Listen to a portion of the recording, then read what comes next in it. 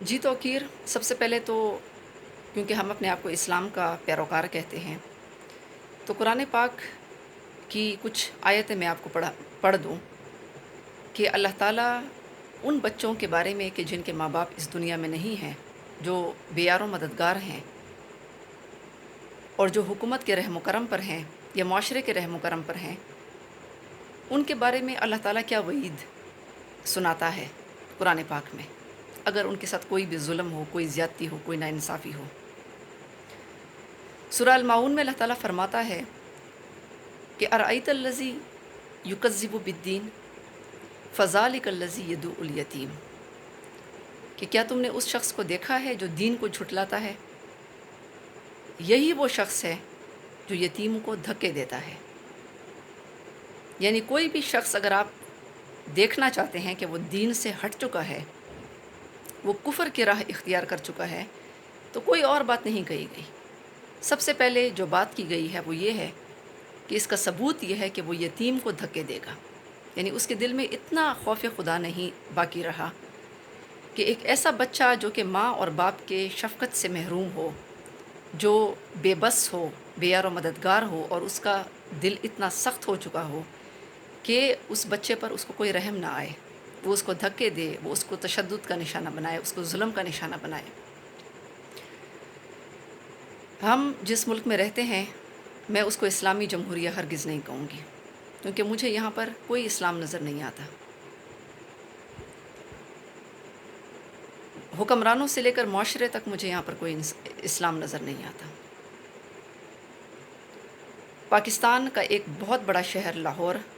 میں ایک سرکاری یتیم خانہ کاشانہ کے نام سے اس کی سپرنٹینڈنٹ افشاں لطیف نے 2019 میں یتیم بچیوں کے ساتھ جنسی استحصال کا انکشاف کیا، پنجاب کے وزراء اور بیوروکریسی کے ہاتھوں۔ افشاں لطیف نے جب یہ انکشاف کیا تو ان کو سسپینڈ کیا گیا، ان کے کوارٹر کو آگ لگائی گئی، ان کے اور ان کے بچوں کو جان سے مارنے کی دھمکیاں دی گئیں۔ میں افشاں لطیف صاحبہ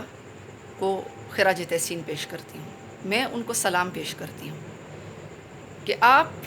ان 1% لوگوں میں ہیں جو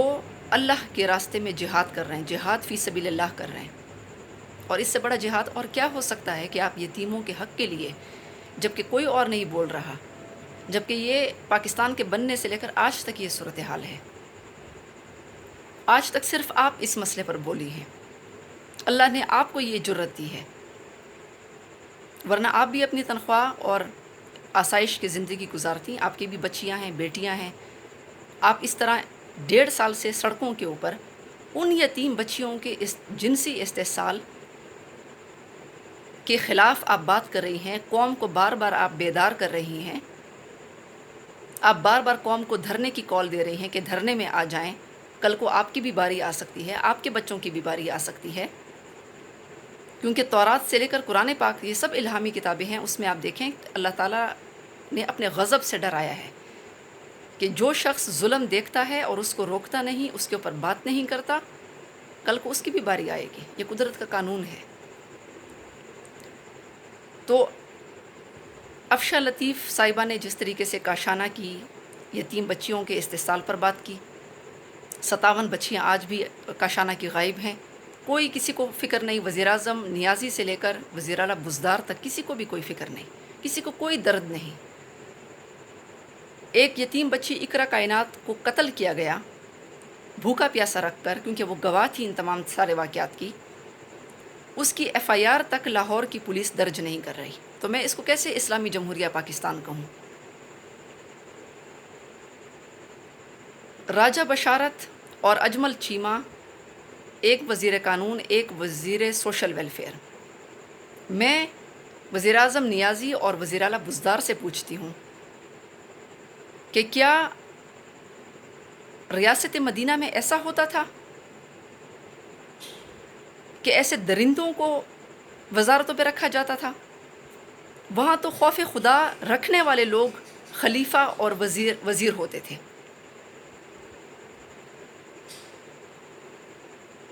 آپ ایسے لوگوں کو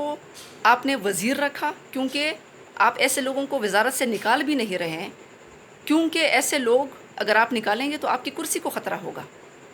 آپ کی اقتدار کو خرچہ ہوگا، آپ کی نمبر گیم جو ہے وہ خراب ہو جائے گی۔ راجہ بشارت اور اجمل چیمہ جو کہ اس تمام گھناؤنے جرم میں ملوث ہیں، اس کے ماسٹر مائنڈز ہیں، اقرا کائنات کے قاتل ہیں، انہوں نے افشاں لطیف کو دھمکیاں دیں، افشاں لطیف کو بھی جان سے مارنے کی کوشش کی۔ ایسے لوگوں کو جیل میں، ایسے درندوں کو جیل میں ہونا چاہیے، نہ کہ وزارت قانون آپ کو ان کو دینا چاہیے، نہ کہ آپ کو ان کو وزیر سوشل ویلفیئر لگانا چاہیے۔ اور میں پاکستان کے لوگوں سے کہتی ہوں کہ جب افشاں لطیف آپ کو دھرنے پہ بلاتی ہے تو آپ لوگ کیوں گھروں میں بیٹھے رہ جاتے ہیں، اور کیوں یہ سوشل میڈیا چیک کرتے ہیں اگلے دن کہ افشاں لطیف کے ساتھ کتنے لوگ کھڑے تھے؟ کہ آپ لوگ نہیں آ سکتے؟ کہ آپ کی بیوی نہیں آ سکتی؟ کہ آپ کے بچے آپ کے ساتھ نہیں آ سکتے اس دھرنے میں ان یتیم بچوں کے لیے؟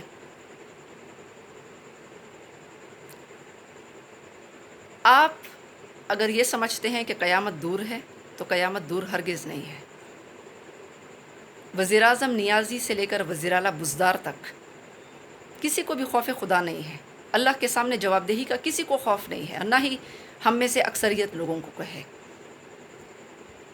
موت ویسے بھی کسی کو وقت آ سکتی ہے، کل کو آپ کے بچے بھی یہی صورتحال کا سامنا ہوگا، قدرت کا قانون ہے، آپ کے بچوں پر یہی صورتحال آ سکتی ہے۔ تو پاکستان کے لوگوں کو افشاں لطیف کے ساتھ اس یتیموں کے مسئلے پر کھڑا ہونا چاہیے۔ یہ صرف کاشانہ لاہور کا مسئلہ نہیں ہے، یہ پاکستان کے سارے یتیم خانوں، دارالامانوں کا مسئلہ ہے، اور قیامت کے قریب آنے کی نشانی بھی یہی ہے کہ قرآن لوگوں کے دلوں سے اٹھا لیا جائے گا، یعنی کہ خوف خدا لوگوں کے دلوں سے اٹھا لیا جائے گا۔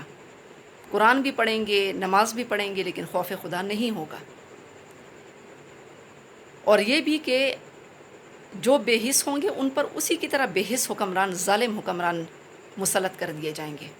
اور یہی آج کل آپ دیکھ رہے ہیں، ظالم بے حس لوگ آپ کے اوپر حکمران ہیں۔ تو اپنی قبر کی فکر کریں، قبر میں ہر ایک کو جانا ہے، اللہ کے سامنے جواب دہی دینی ہے۔ برائے کرم یہ کوئی سیاست کا ایشو نہیں ہے، میری جماعت، میرا کوئی فائدہ نہیں ہے اس تحریک میں شامل ہونے کا، لیکن اللہ کا خوف ضرور الحمدللہ ہے۔ تو آپ لوگ بھی کسی بھی سیاست سے بالاتر ہو کر صرف انسانیت کی خاطر افشاں لطیف کے ساتھ کھڑے ہو جائیں اور اپنا دینی اور اخلاقی فریضہ ادا کریں۔ شکریہ۔